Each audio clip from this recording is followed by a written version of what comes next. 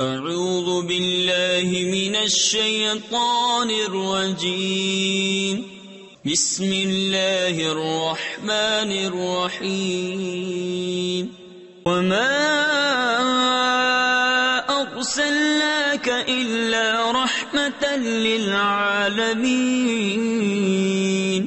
قل انما یوحى الی انما الہکم الہ واحد فهل انتم مسلمون فإن تولوا فقل آذنتكم على سواء وإن أدري أقريب أم بعيد ما توعدون إنه يعلم الجهر من القول ويعلم ما تكتمون وَإِنْ أَدْرِي لَعَلَّهُ فِتْنَةٌ لَكُمْ وَمَتَاعٌ إِلَى حِينٍ قَالَ رَبِّ احْكُمْ بِالْحَقِّ وَرَبُّنَا الرَّحْمَنُ الْمُسْتَعَانُ عَلَى مَا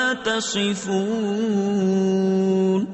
اور ہم نے تمہیں نہ بھیجا مگر رحمت سارے جہان کے لیے، تم فرماؤ مجھے تو یہی وحی ہوتی ہے کہ تمہارا خدا نہیں مگر ایک اللہ، تو کیا تم مسلمان ہوتے ہو؟ پھر اگر وہ منہ پھیریں تو فرما دو میں نے تمہیں لڑائی کا اعلان کر دیا برابری پر، اور میں کیا جانوں۔